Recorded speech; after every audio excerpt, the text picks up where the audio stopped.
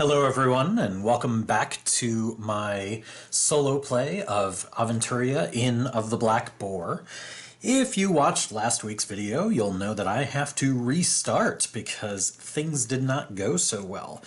I'm hoping to play a little smarter this week and maybe even get a little bit luckier. Now, I've already set the adventure up for the first act, so I can dive right in. If you want to see more of the initial prologue, go ahead and check last week's episode. I'm not going to be going through the text again. I'm just going to be skipping right to the skill rolls. So let's go ahead and do that. We'll just go ahead and skip right to the first skill roll. As you know, we came through the Kosh Mountains and we must make a survival roll. So I will do that. And Nicole's survival is better than a 9, so that's good. It is an 11, so that is a success. You know how to take care of yourself during such journeys and are in good spirits. Take 1 fate point. So I start with 2, as usual, and I will take 1 from the center of the table to myself. Then we go to the inn itself, and we're having a good time, but then the Count comes in and demands that everyone pay him homage. So let's see how the willpower roll goes for that. That's a 5. That's a good success. So you greet the Count as he demands, but you are not sure if you hit the right note. So because all players have achieved a success or a critical success, you've really tried hard not to get out of line, but the megalomaniac Count clearly has it in for you. To him, it's not really about your honesty, it's about demonstrating his power and making an example. And so I get half of the heroes rounded up, so 1/2 rounded up to 1. I get an extra fate point to compensate for my valiant attempt at avoiding conflict.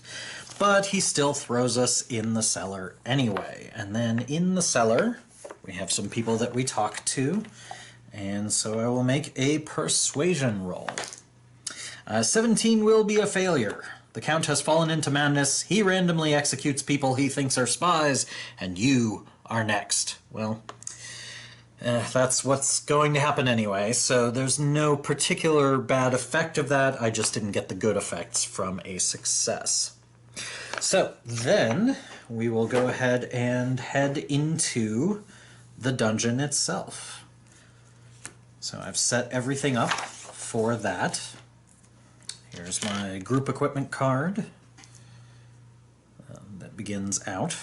And the dungeon deck is already set. Now I do know what alarm I'm going to get, but I'll wait until the actual reveal to read that to you. All right.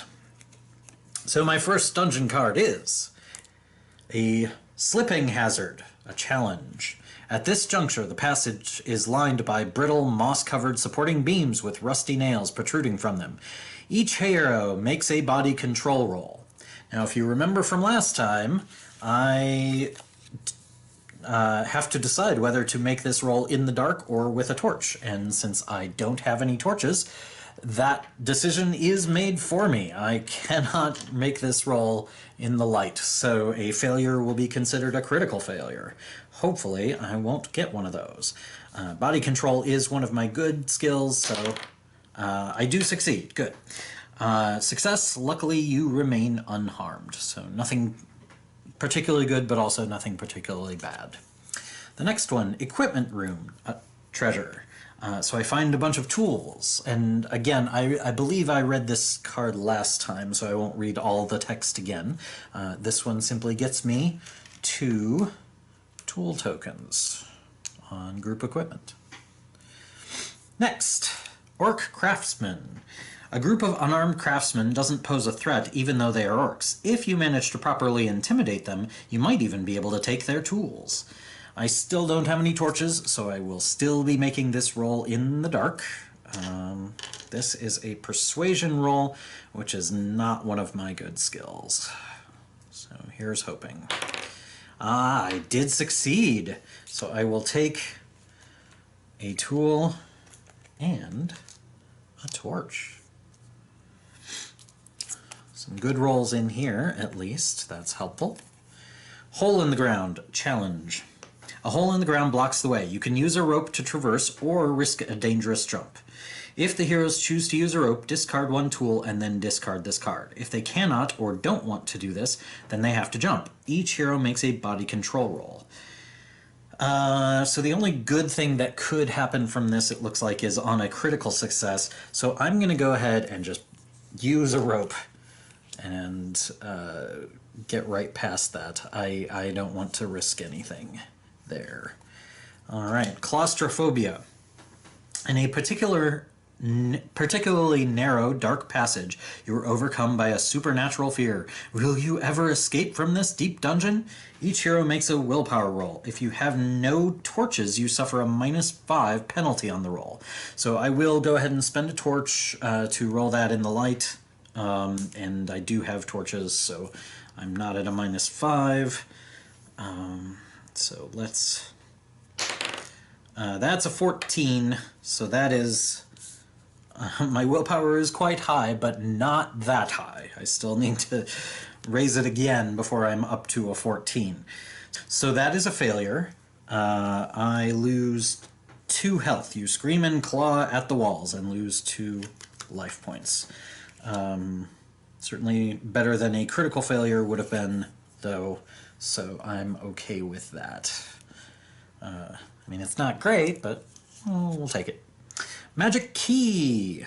I get a magic key. So I'll put that on my thing. Alright, the shaft. Decision. At the bottom of a vertical tunnel, you see an assortment of tools. One hero makes a craft roll, and this is assisted by tools. So first I have to decide if I'm making it in the dark. I am, because I used my torch.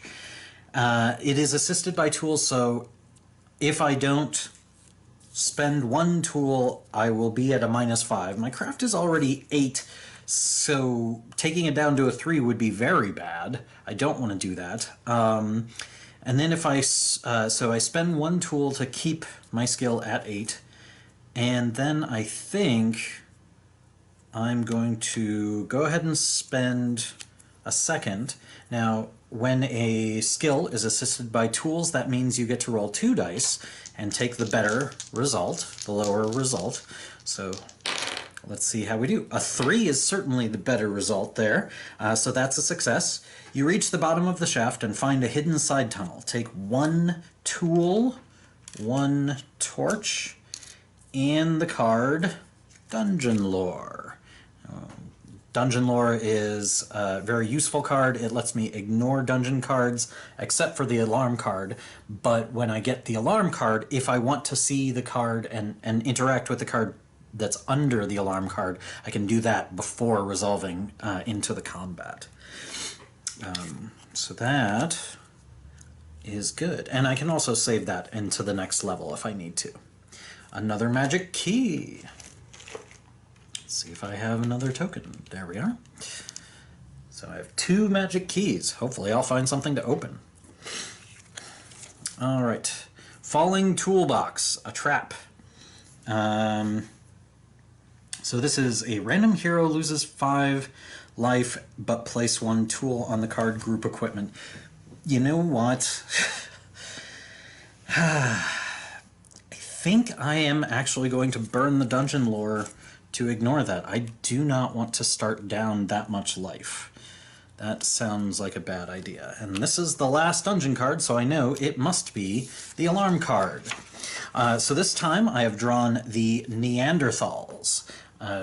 Kind of amusing thing. Since this adventure is based on a Dark Eye adventure, a Das Schwarze Auge adventure from the 80s, they have some elements that are not in the world of the Dark Eye quite as much anymore. Among them are the Neanderthals, the cavemen, and we had an interesting discussion when we were translating and editing this, because I pointed out that Neanderthal is a place name, and there is no such place in the world of the Dark Eye, in Aventuria.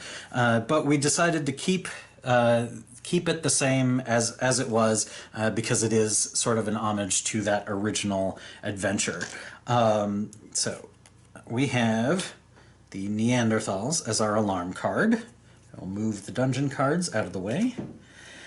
And that means that we will have the outmaneuver environment. So once per turn, before the opponent's actions, choose one Neanderthal for each token on the card hero action maneuvering in the dark. The Neanderthal adds +5 to his action roll during this turn. So last time the maneuvering in the dark wasn't super useful. This time I think it is going to be worthwhile to do that. We are still doing it timescale easy because this is still a very, very challenging adventure. So I will put my 8 time tokens on that. And then I have this.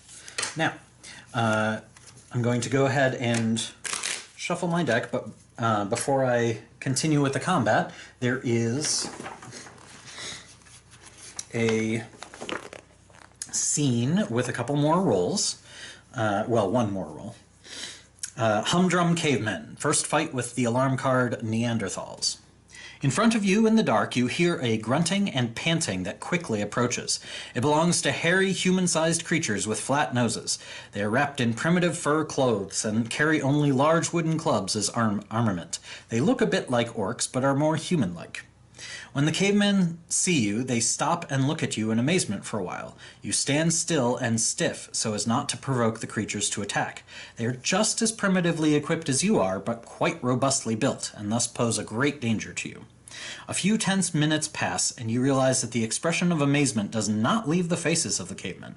In fact, it seems to be their regular facial expression.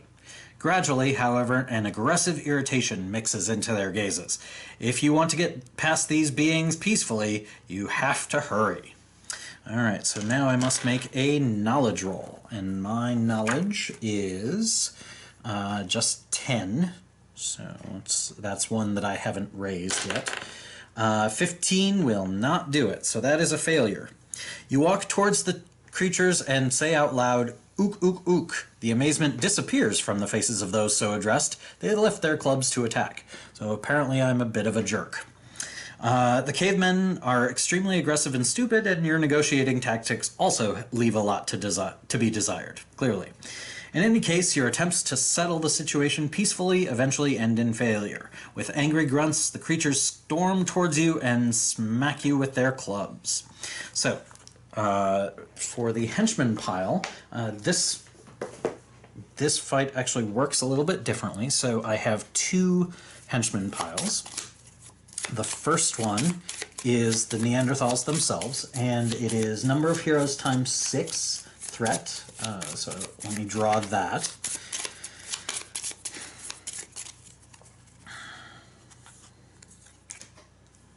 And there's a Neanderthal, and there's a Neanderthal. This is a very repetitious kind of set of cards, so they're mostly going to be the same. So we get a couple of Neanderthals.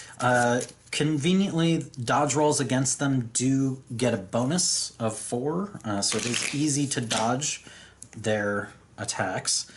But that's good because they attack on a 1 to 14, so they're very likely to attack. Now the reason I'm shuffling this henchman deck is because we are asked by the setup to form a second henchman pile of animals with the keyword animal underground or animal forest. So I've done that in preparation for this, and these are smaller cards. It's no individual card can have a threat higher than 4, and so these will come into play as part of the enemy events. So in this combat, when the enemy event is triggered, I draw 1 card from the animal henchman pile and place it to the right of villains, and immediately roll an action for this animal.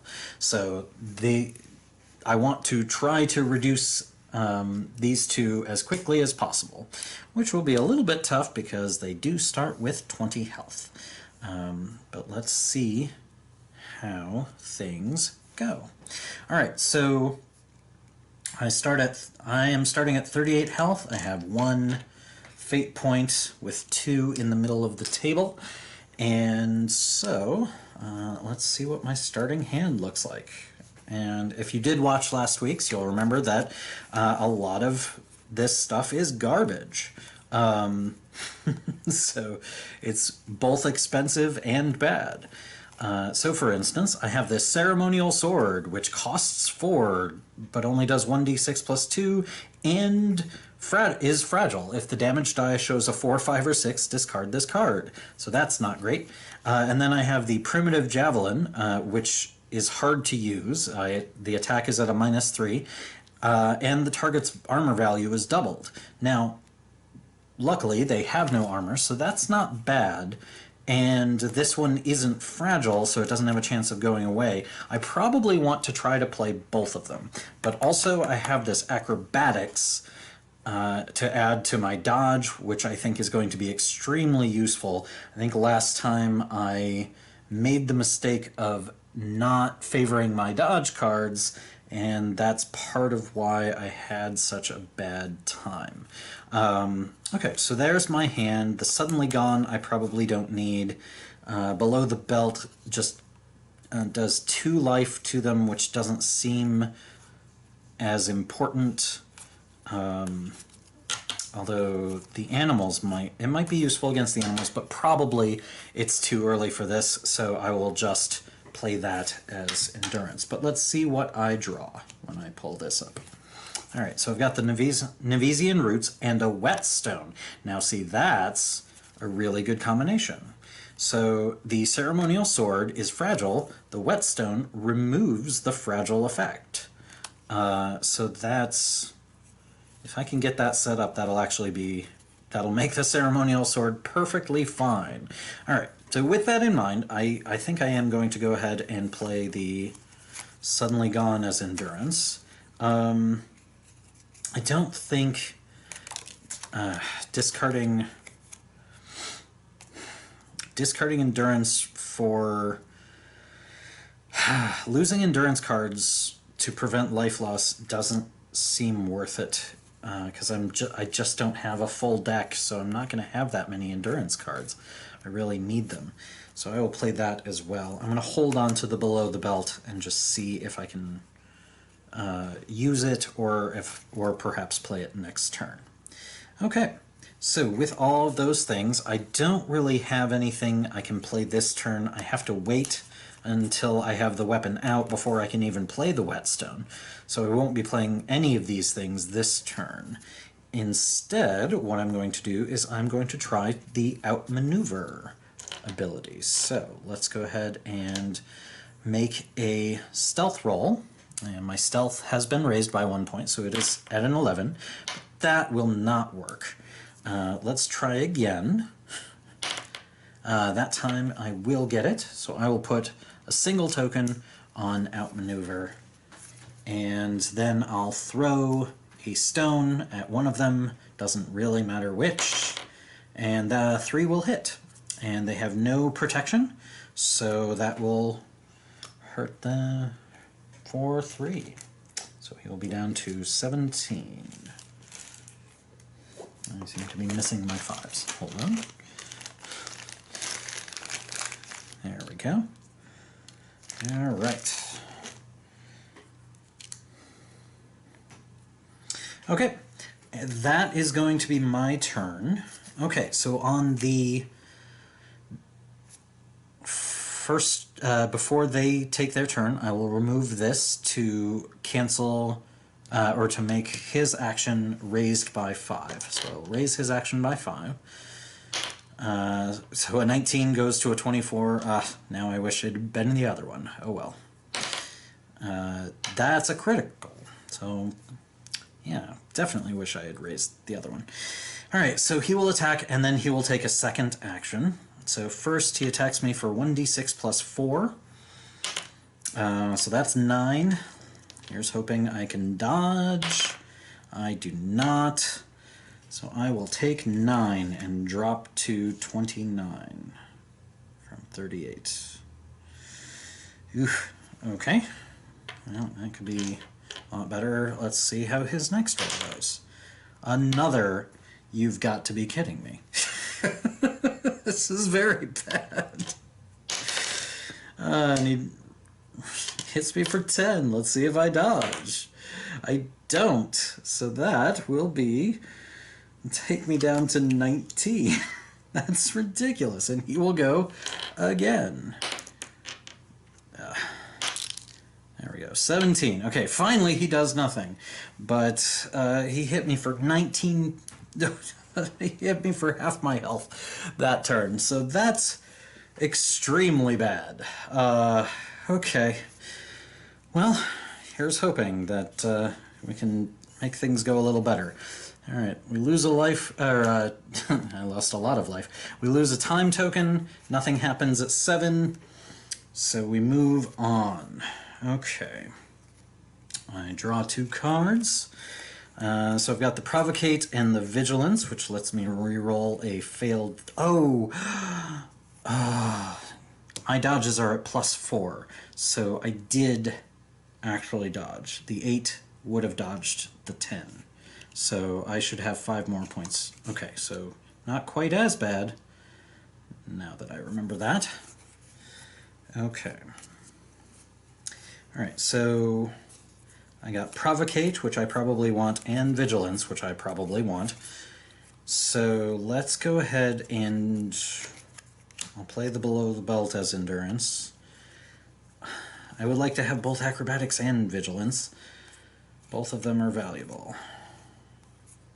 And so is the Provocate. Okay. Alright. I won't be playing the weapons this turn. I feel like I need to put my faith in the ceremonial sword. The primitive javelin is just not going to be as useful. Alright, so I will play that one as well. Okay. So, then I'm going to spend 3 on Provocate, or Acrobatics rather, sorry. Then I will spend the 1 on Provocate. So now I have a better dodge and a 1-point reduction each turn, so that's helpful. Then I will throw a stone at the same person. That is a 12, which will miss. I will go ahead and take the fate point, so I feel like I'm going to need those. Yes, that's where I will stop. That will be fine. Okay. Then they go. There are no tokens on outmaneuver, so they both get to take actions, which last turn didn't seem to matter because I still took 3 actions on 3 hits. Alright, so the first one, 15, does nothing. Great. He can keep that up. And the second one also does nothing. Great. That's the reprieve I needed. Okay. So I remove a time token. We're now at 6. Next turn will trigger the enemy event. But for right now, it becomes my turn again. I will ready everything. Draw 2 cards. Aha. Well-aimed strike is very good. The wineskin is a heal. Oh boy. This is a tough situation because really I want all of these cards. I want all of them. So I think instead what I'm going to do is I'm going to spend 4 on the ceremonial sword. I want to get that in play. And then I'm going to ready half my endurance cards, one of which will be for the whetstone. And then I will go ahead and attack with the ceremonial sword. So I will swing with the sword, and it is no longer fragile, so I don't have to worry about that. It's just a melee attack, needing a 12. I will spend a fate point because I would very much like to hit. And I do my damage, 1d6 plus 2, so I will do 6 there. And then I will throw a stone at the same guy, and I will hit, doing 3 points of damage automatically.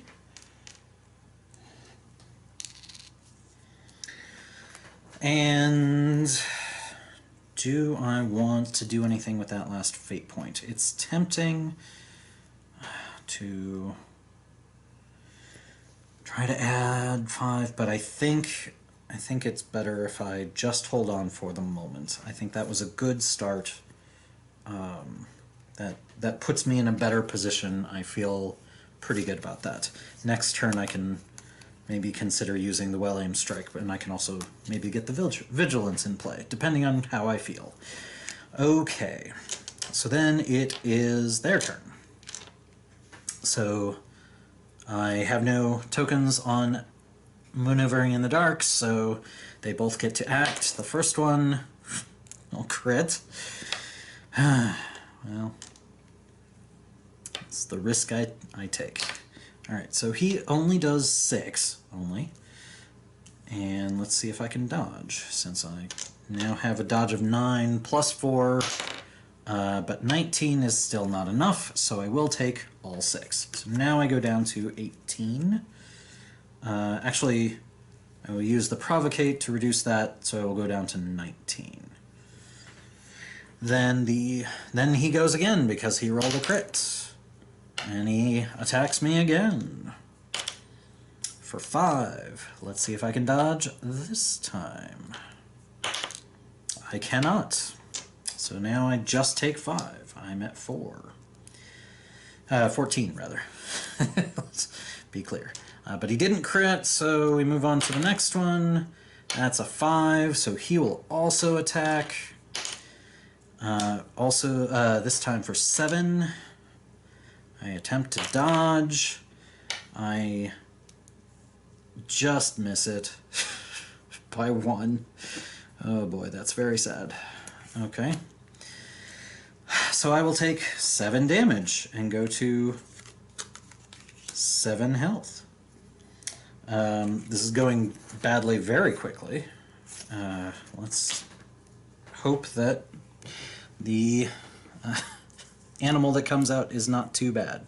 Alright, so we drop down to 5, and out come startled bats. So they have 2 swarm tokens on them. There are 2 bats there, and each one is worth 3 life. Alright, and according to the event, they immediately roll their actions. So they get 2 actions. The first one, a random hero loses 2 life. Nothing I can do about it. It is not technically an attack that can be dodged. And once again, I lose 2 life. So, things are looking desperate very quickly. If I have another loss here, it's very likely that what I will do is send Nicole elsewhere to try to get better at her various skills before she comes back, or something. She needs to do something, clearly. Alright, so here we are. I will draw my 2 cards. Oh-ho! Okay, so I have the rusty breastplate, which is good. I definitely need that. The stone hammer, I don't need. It's the same damage as the ceremonial sword, but it's harder to hit with, so that can be endurance. Now, do I have anything else in here that I would like to play as endurance? So I would definitely like to get that rusty breastplate, but these cards are all extremely important for me to play right now. So yeah, I think we will go ahead and start by playing the wineskin, So I will heal myself for 2. Then I must discard an endurance card. It will be the one I just used. Okay. I think probably I need to try to hurt things as much as possible. So let's go ahead and attack this Neanderthal and see if we can just take him out. An 11 will hit. Okay. So my damage, if I roll well, I did not. So my damage is 3. Even if I played the well-aimed strike, that would not be sufficient to take him out. So that's probably not worth it. I will take the 3. It's very unfortunate. Okay, I'd really like to get rid of a bat. Let's see if I can do that. So I'll throw a stone at the bats. I will not hit.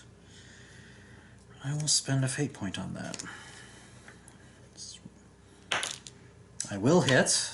Now the bat has a dodge value of 8, so let's see if it dodges. It does, so I will only hit it for half rounded up. So both bats are still there, which is definitely a problem. Okay, so now I have to consider which is more important, getting rid of the Neanderthal actions or putting my vigilance in play. And I think that I would like to get rid of the Neanderthal actions. So I'm going to go ahead and spend 1 to roll stealth. And again, it doesn't get rid of their actions entirely, but it does make them less likely to hit me. So there's 1. And then that one misses. I will go ahead and use my last endurance to try again. And that time I will succeed because my stealth is 11. Okay, so I have 2 tokens, so both of the Neanderthals will be adding 5 to their rolls, so that's good. Hopefully that will be enough to help me survive this round, because things are getting a little tight. And then maybe next round I can get out the breastplate. Okay, the first Neanderthal. So I removed the 2 tokens, so both the Neanderthals are at +5. First one goes from a 10 to 15, which is all the difference I needed. He does nothing. The second one goes from an 8 to a 13. Unfortunately, that means he still does successfully attack me. So I will get 10 points of damage incoming. Well, this could be over very quickly. Even if I dodge, which I do. So I take 5 and reduce 1. I am down to 1 life. So if either of the bats rolls 10 or below, this is over. Let's find out, shall we? It did. I lose. And that is the game. Alright, well, you've seen a couple of the possible scenarios, at least for the first act, in the Inn of the Black Boar. I'm starting to think that this may be just a little too rough on solo, but let's go and see if we can come up with some extra help, maybe raise some skills, probably stealth, since maneuver in the dark is always going to be a stealth action. No matter which alarm card I get, I might want to raise my stealth a couple more times. And just in general, let's see if we can get anything that will help us. Obviously, items don't matter because the decks are pre-created for me. And we'll see what we can do. So I think next time, let's try a different long adventure. I'm going to go to another expansion. I think we'll head back probably to Forest of No Return, and let's see about playing through the main campaign adventure for Forest of No Return. I think that's what I will do. So, a couple of failed attempts at the Inn of the Black Boar later, and I think we're going to retreat from this expansion for the moment, but don't worry, we'll be back another time, and I will see you next week.